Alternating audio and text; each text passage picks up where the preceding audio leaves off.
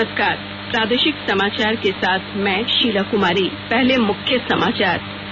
देश में कोविड टीकाकरण के दूसरे चरण में आज से वरिष्ठ नागरिकों और 45 वर्ष से अधिक आयु के बीमार लोगों को टीका लगाने का कार्य शुरू। झारखंड विधानसभा में चालू वित्तीय वर्ष के लिए 7,321 करोड़ रुपए से अधिक का अनुपूरक बजट पेश। राज्यपाल ने रांची विश्वविद्यालय के 34वें दीक्षांत समारोह को संबोधित किया। कहा, शिक्षा ही सामाजिक परिवर्तन और आर्थिक तरक्की का जरिया है।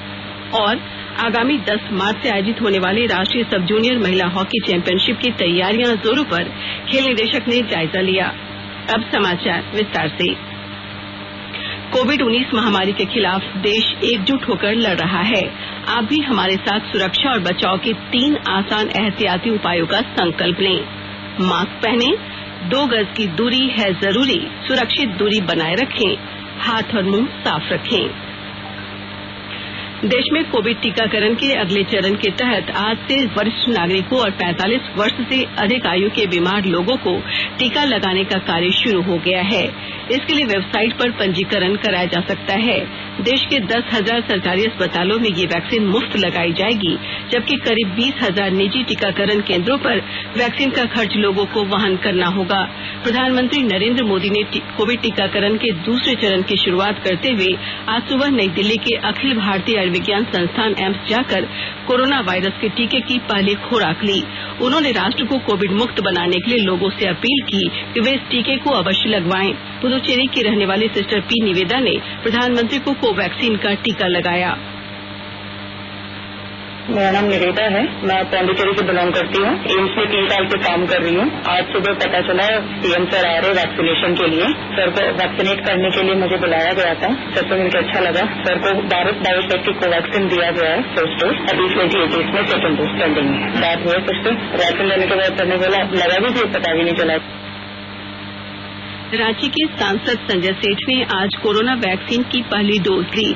सदर अस्पताल में पहली डोज लेने के बाद वहां मौजूद वरिष्ठ नागरिकों के साथ उन्होंने संवाद भी किया और सिविल सर्जन को स्पष्ट निर्देश दिया कि टीका के लिए आ रहे वरिष्ठ नागरिकों को किसी भी प्रकार की समस्या नहीं हो, इसका ध्यान रखा जाए। इधर 60 वर्ष और उससे अधिक उम्र के नागरिकों को कोविड-19 टीका देने की शुरुआत आज से हो गई। इसी क्रम में हटिया के हिसार स्थित ओल्ड एज होम की बुजुर्ग महिलाओं का भी टीकाकरण कराया गया। ओल्ड एज की बुजुर्ग महिलाओं को वाहन की व्यवस्था कर जिला प्रशासन द्वारा डोरंडा स्थित रिसालदार बाबा सामुदायिक स्वास्थ्य केंद्र लाया गया। कोविन ऐप पर रजिस्ट्रेशन और डॉक्यूमेंट वेरिफिकेशन के बाद महिलाओं का टीकाकरण कराया गया। राज्य में पिछले 24 घंटे में 44 नए कोरोना संक्रमित मरीज मिले हैं। इसके साथ ही राज्य में कोविड-19 पॉजिटिव मरीजों की संख्या बढ़कर 1,19,949 हो गई है। वहीं राज्य में कोरोना संक्रमितों के स्वस्थ होने की दर 98.67% तक जा पहुंची है। स्वास्थ्य विभाग से मिली जानकारी के अनुसार राज्य में अब तक 1,18,365 लोगों ने कोरोना को मात देने में सफलता हासिल की है, जबकि 495 सक्रिय मरीजों का इलाज अभी विभिन्न कोविड-19 अस्पतालों में चल रहा है। करीब 1 साल के बाद अपने स्कूल परिसरों में बच्चों ने आज से ऑफलाइन माध्यम से कक्षा में पढ़ाई शुरू कर दी है।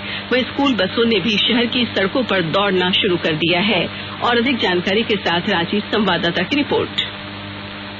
करीब 1 साल के बाद अपने स्कूल परिसरों में बच्चों ने आज से ऑफलाइन माध्यम से कक्षा में पढ़ाई शुरू कर दी है। वहीं स्कूल बसों ने भी शहर की सड़कों पर दौड़ना शुरू कर दिया है। झारखंड में कक्षा 8वीं से 12वीं तक के माध्यमिक और उच्च विद्यालय, कॉलेज, कोचिंग और प्रशिक्षण संस्थान आज से खुल गए हैं। इस बीच सिनेमा प्रेमियों को राज्य में सिनेमा घरों, सामुदायिक हॉलों और पार्कों में घूमते हुए देखा गया। आज से अधिकांश सार्वजनिक स्थलों को अपनी क्षमता के 50% के साथ संचालन करने की अनुमति दी गई है। राज्य सरकार ने पड़ोसी राज्यों में कोविड-19 के मामलों की बढ़ती संख्या देखते हुए सभी जिलों में हाई अलर्ट जारी किया है। वहीं राज्य में कोविड-19 में पाए गए मामलों में अब तक 98.67% की रिकवरी दर प्राप्त हो चुकी है। आज से राज्य के 231 कोविड टीकाकरण केंद्रों, सरकारी अस्पताल और राज्य के 8 निजी अस्पतालों में वरिष्ठ नागरिकों के लिए कोविड टीकाकरण अभियान भी शुरू कर दिया गया है। शिल्पी, आकाशवाणी समाचार, रांची।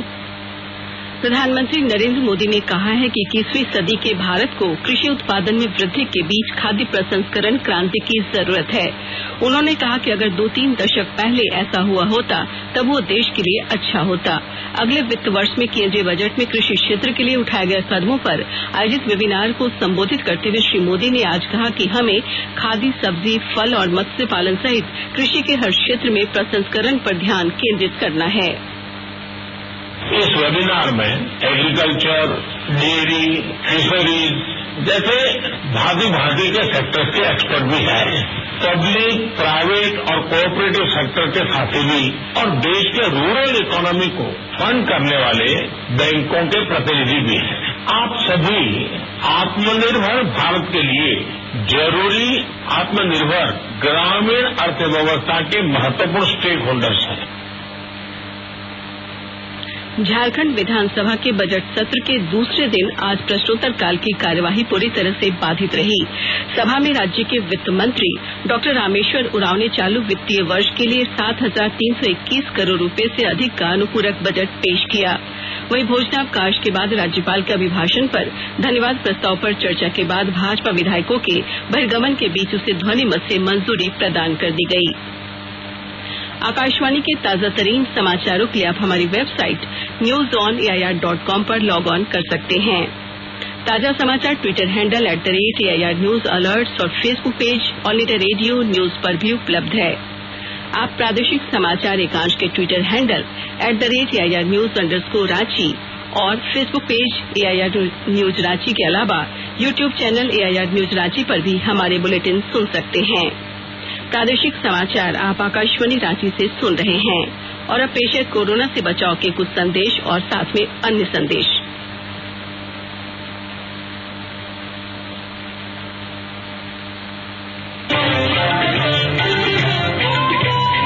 कोविड-19 से बचाव और सुरक्षित रहने के 3 उपाय। मास्क लगाएं, 2 गज दूरी है जरूरी, सुरक्षित दूरी रखें, हाथ और मुंह साफ रखें।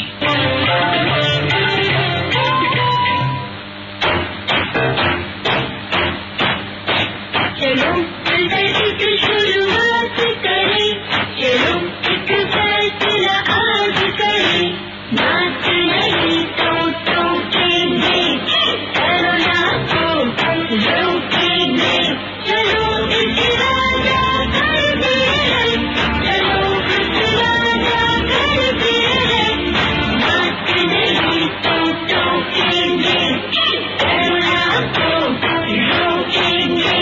भारत सरकार द्वारा जनहित में जारी। प्रोडक्ट्स की क्वालिटी की चिंता से पाइए मुक्ति। खरीदिए ISI मार्क वाले प्रोडक्ट और BIS hallmark gold jewellery issued in public interest by bureau of Indian standard, government of India. प्रादेशिक समाचार में आपका फिर से स्वागत है। राज्यपाल द्रौपदी मुर्मू ने आज रांची विश्वविद्यालय के 34वें दीक्षांत समारोह को वीडियो कॉन्फ्रेंसिंग के माध्यम से संबोधित किया। राज्यपाल ने अपने संबोधन में कहा कि शिक्षा ही सामाजिक परिवर्तन और आर्थिक तरक्की का जरिया है। उन्होंने कहा कि विश्वविद्यालय विद्यार्थियों को सिर्फ ज्ञान और कौशल ही न प्रदान करे, बल्कि उनमें मानवता और नैतिक मूल्यों की भी भावना विकसित करे। उन्होंने कहा कि उच्च शिक्षा का संबंध बेहतर शिक्षा से है और यही शिक्षा बेहतर समाज का निर्माण भी करती है। राज्यपाल ने कहा कि युवा सबसे अधिक रचनाशील होते हैं, सपना देखना बहुत जरूरी है और विश्वविद्यालय के पास भी एक सपना होना चाहिए तथा उसे धरती पर सफलतापूर्वक उतारने के लिए समर्पण की भावना होनी चाहिए। वर्चुअल मोड में आयोजित दीक्षांत समारोह में गोल्ड मेडल प्राप्त करने वाले टॉपरों और PhD डिग्रीधारी विश्वविद्यालय की ओर से आयोजित निर्धारित स्थल पर मौजूद रहे। समारोह में 74 गोल्ड मेडल टॉपरों और 99 PhD धारकों ने डिग्री प्राप्त की। 8 मार्च को अंतर्राष्ट्रीय महिला दिवस मनाया जाएगा। इस सिलसिले में आज से आकाशवाणी से विभिन्न क्षेत्रों में उपलब्धियां हासिल करने वाली महिलाओं के प्रसंग प्रसारित किए जाएंगे। अन्य विकसित देशों की तुलना में भारत में विज्ञान, प्रौद्योगिकी, इंजीनियरिंग और गणित में उच्च शिक्षा प्राप्त महिलाओं की संख्या बहुत अधिक है। इस क्रम में आज प्रस्तुत है पृथ्वी विज्ञान मंत्रालय के अंतर्गत राष्ट्रीय समुद्र प्रौद्योगिकी संस्थान में ऊर्जा और निर्मल जल से संबंधित समूह का नेतृत्व करने वाली वरिष्ठ वैज्ञानिक डॉक्टर पूर्णिमा जालीहाल की उपलब्धियों पर एक रिपोर्ट।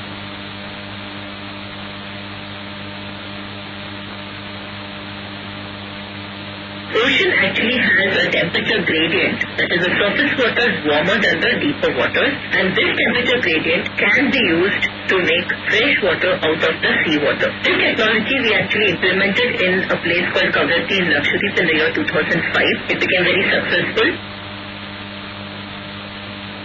धनबाद के उपायुक्त सह झरिया पुनर्वास एवं विकास प्राधिकार के प्रबंध निदेशक उमाशंकर सिंह ने कहा है कि बेलगड़िया के निवासियों को स्वास्थ्य, शिक्षा, पानी, रोजगार सहित अन्य बुनियादी सुविधाएं प्रदान करने के लिए शीघ्र 300 करोड़ रुपए से अधिक की योजनाओं पर काम शुरू होगा।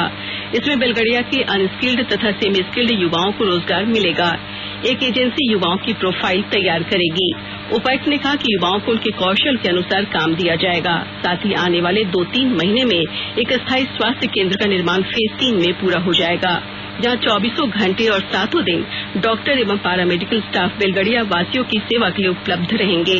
उपायुक्त आज बेलगड़िया में स्वास्थ्य केंद्र का उद्घाटन करने के मौके पर आयोजित समारोह को संबोधित कर रहे थे। धनबाद से फिरोजपुर जाने वाली गंगा सतलज एक्सप्रेस एक बार फिर पटरी पर लौटेगी।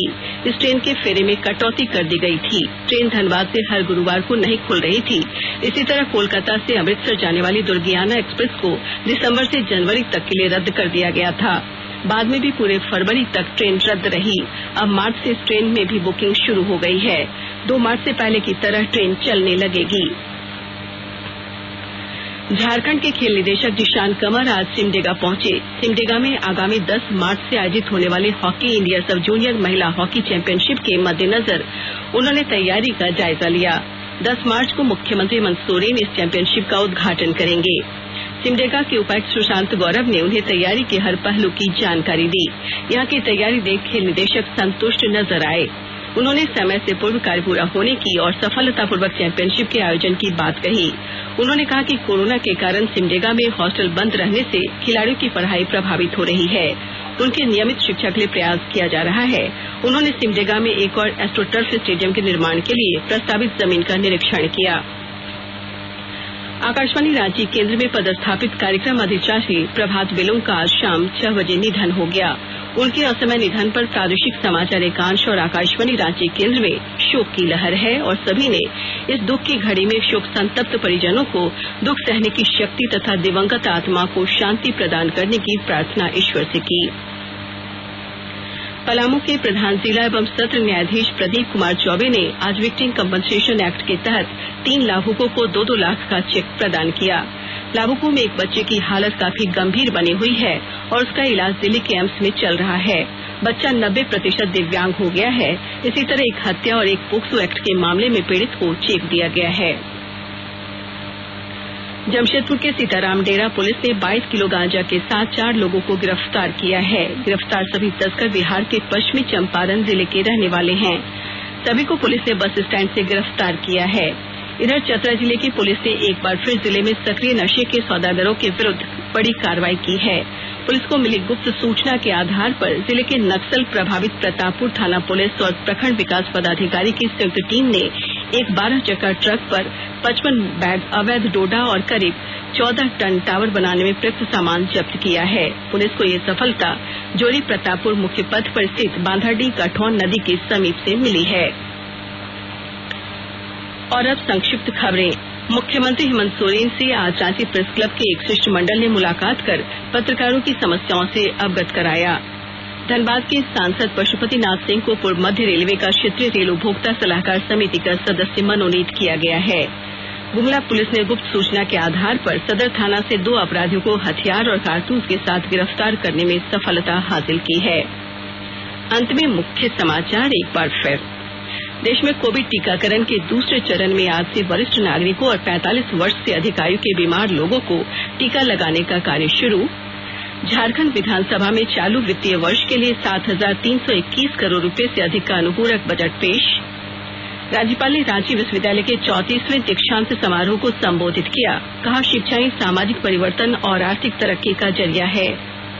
और आगामी 10 मार्च से आयोजित होने वाले हॉकी इंडिया सब जूनियर महिला हॉकी चैंपियनशिप की तैयारियां जोरों पर, खेल निदेशक ने जायजा लिया। इसके साथ ही आकाशवाणी रांची से प्रादेशिक समाचार का ये बुलेटिन समाप्त हुआ। नमस्कार। घर में रहिए, सुरक्षित रहिए और सुनते रहिए आकाशवाणी।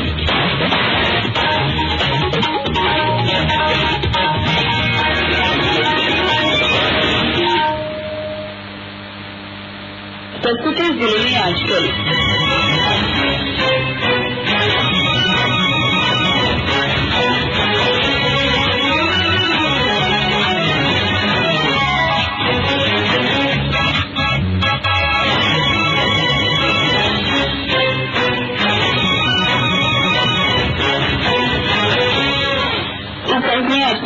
रांची, रामगढ़ और खूंटी जिले की ताजा गतिविधियों पर हमारे संवाददाताओं की रिपोर्ट।